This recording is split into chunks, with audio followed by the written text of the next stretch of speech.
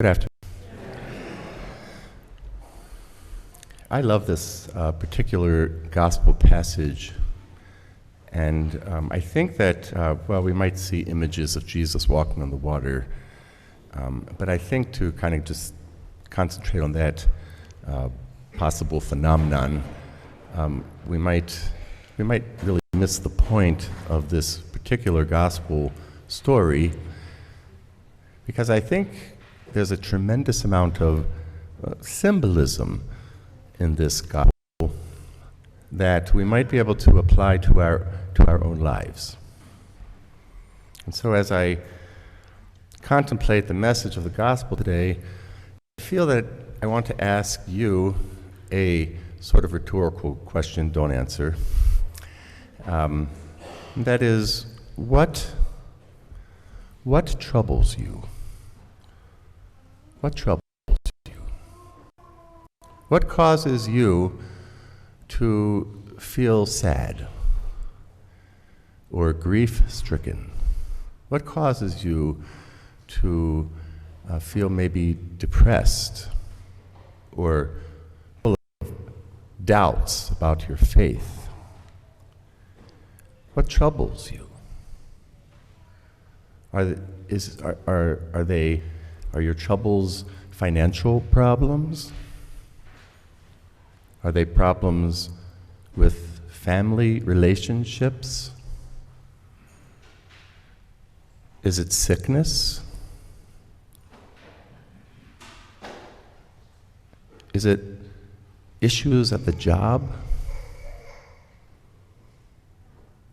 Is it your lousy neighbors? What is it? What troubles you? What causes you to have grief?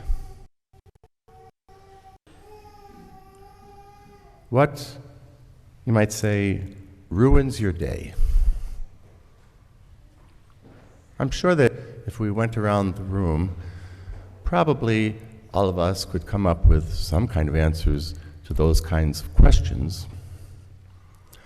But here today, as we gather in this chapel, we ask that question, I think, from a perspective of faith.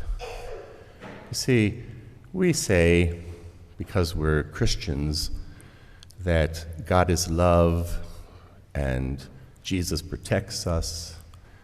Jesus is our Savior. He's always got our back. We say these things. And yet sometimes when we face difficulties, trials, tribulations, or troubles in life, it's hard for us, for me, to sometimes on that faith that we profess. At least that's the way I see it. And so this gospel speaks very loud to me, symbolically or metaphorically. And as I contemplate this gospel, I think of, I've been a priest now just about 31 years. Can't believe that. But anyway, so over these 31 years, most of the time that I've been, let's say, out there in the field, I have worked in parish work. I love working in parishes. And I also taught at Archbishop Curley High School too, so I've had a little bit of various kinds of assignments. But in the parish setting, there were two places where I often heard about people's difficulties. And the first place was in the front parlor of the rectory. People would come to the door, ring the bell. Many times I never met them before, or they could have been parishioners, but people came and rang the bell. They wanted to talk to a priest. So I'd find myself sitting in the front parlor of the rectory, listening to people who were going through one kind of difficulty or another. And they wanted some kind of spiritual guidance. And over many years and many conversations, I would say that I personally learned a lot from those people. They taught me what it is to struggle and to try to understand those struggles from a perspective of faith in God. And you know what? Some of the people there couldn't come up with an answer, nor could I. But we supported one another as best we could. Sometimes in that parlor, I saw the light go off in people's head, and they realized that things weren't as bad as they might have thought. That was a blessed moment. And so I share that because I wonder how many of us have needed something like that in our lives, where we've needed to ring the doorbell of the rectory, or to call a close spiritual friend, or seek advice of a neighbor we trust, because we're going through some kind of difficulty. In my life as a priest, I've also had lots of experience with people who are addicted to drugs or alcohol and have really struggled. People who've lost their sons or daughters because they passed away after suffering with AIDS. I've seen a lot of suffering. Maybe you have too. Sometimes when we face those trials in life, it's hard for us to believe that there is a God who loves us more than we can imagine. We might even feel like we're completely alone, like there's no hope. And I think that this gospel today kind of demonstrates that kind of an image. Let me just take a glass of water. I'm taking this new allergy medicine, makes my throat dry, I'm sorry. It's a trouble.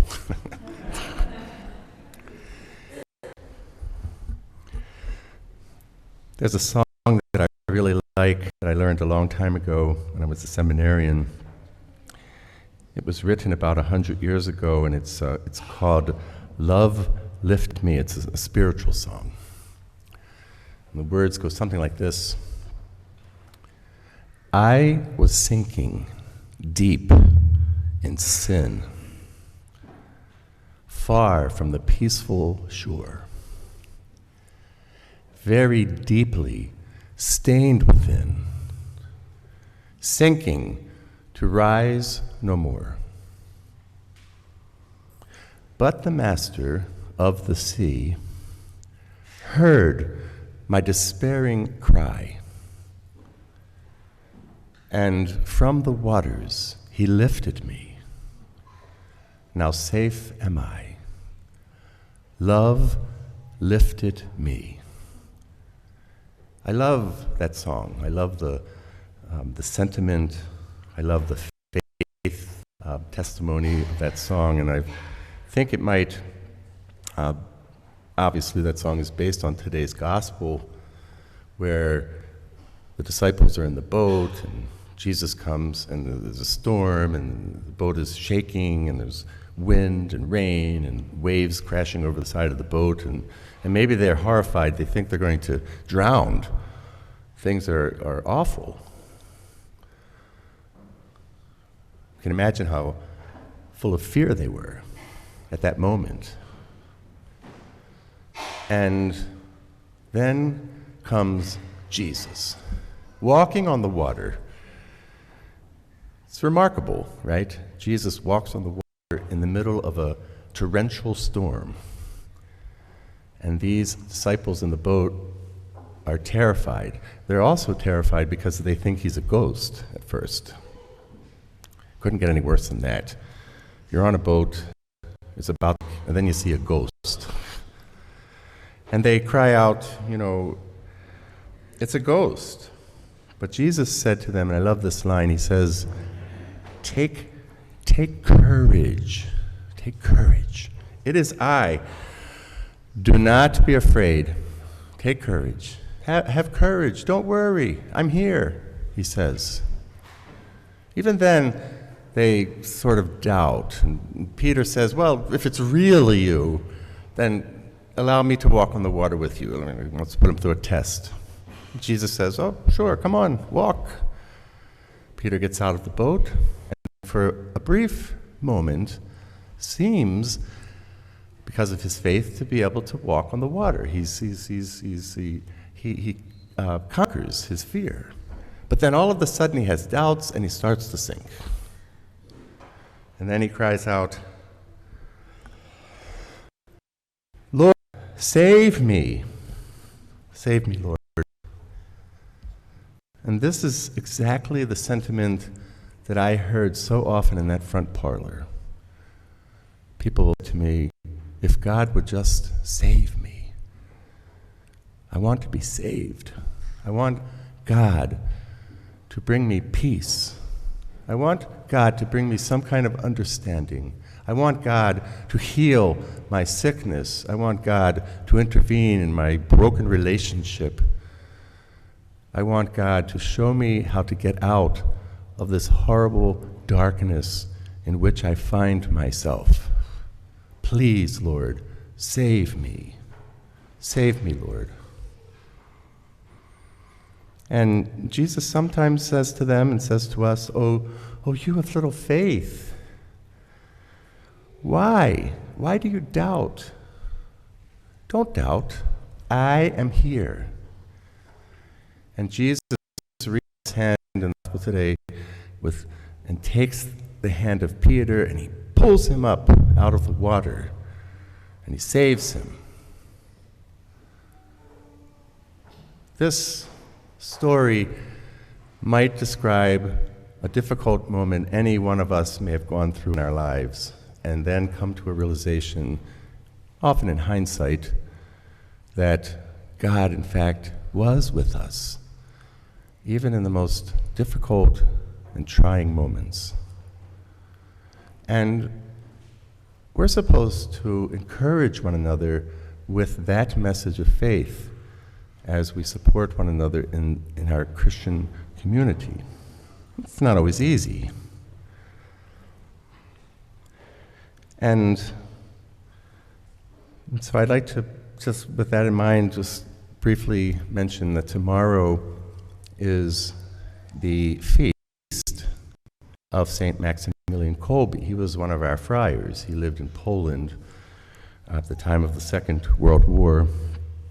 And he was quite a dynamic person. When I went to Poland, I was so happy that I was able to go to a place called Niepokolonów, which is an establishment of St. Maximilian Kolbe, where he had a huge printing press and a large community of friars. And there in that place, there's a very rustic little wooden chapel that St. Maximilian built when he was younger. And it was wonderful to be able to celebrate Mass on that altar right there. But anyway, St. Maximilian was arrested by the Nazis because he dared to speak against them. And his publications were challenged. The people who hate, don't follow God's ways, and cause other people misery. And Maximilian Kolbe went to Auschwitz, the concentration camp, where he died. He was martyred. And in that place where he died, I went there also, and it's quite a horrible place. It's quite kind of in the basement of a bunker. And in that area where Max Kolbe died, they were torturing people. And when I was there, I saw some of the places and methods, how people were brutally tortured.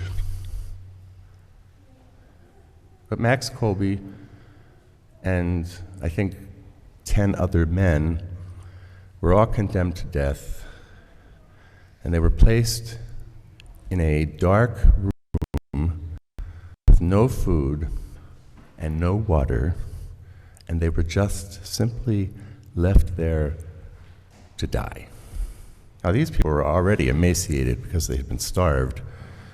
So little by little, one after the other passed away, and their dead bodies were left there while the others continued to suffer. Can you imagine how horrible that was?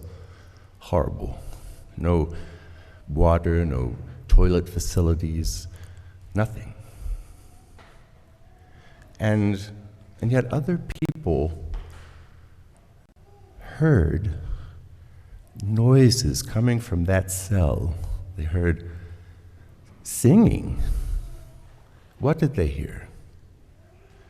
They heard this priest, Max Kolbe, and those men who were with him, they heard them praying the rosary out loud. And they heard them singing. So from the darkness of this miserable space, others could hear this. Holy God, we praise thy name. Of course, they sang it in Polish. And what a remarkable thing. I think that you can't get any worse than that. And so when we think about our troubles in life, the things that drag us down, and what we do about it, and this gospel today, how Jesus reaches out and with great compassion and love and mercy grabs the hand of Peter and pulls him out of the water. You know what? Jesus does that for us. Well, we may not be sinking in actual water, but Jesus reaches out his hand to us when we cry out, Lord, save me. Save me, Lord. And we might, like St. Maximilian Kolbe and so many others, continue to suffer in some way. The light might not become any brighter at the moment, but if we know that Jesus is with us and loves us and carries the burden with us, then like Peter, who's pulled out of the water, we can say, truly, you are the Son of God. So today, as we celebrate this Mass and as we come forward to receive the Eucharist, let's remember that this same Jesus who walked on the water, this same Jesus who reached out his hand and saved the doubting Peter, this same Jesus who gave Maxim Kolbe and his companions courage in that dark cell, this same Jesus is here in this chapel today, and we have the opportunity to come forward to this altar to receive the very life of God in the Eucharist. We come forward and we say, as we receive in a way, we say, Lord, save me. I believe. Yes, Lord. And Jesus gives of himself to us, and he promises to give us all the strength, the courage, the fortitude, the resolve, everything we need out there on the other side of the chapel doors, in the ordinary, everyday activities of our lives. Jesus promises to be with us and to save us. Let's encourage one another with this message of faith.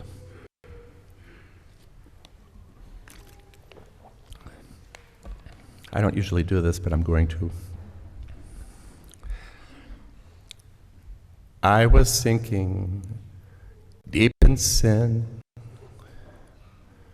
far from the peaceful shore, very deeply stained within, sinking to rise no more. Then the Master of the sea heard my despairing cry, and from the waters lifted me, now safe am I. Love lifted me. Love lifted me when nothing else could help. Love lifted me. Amen.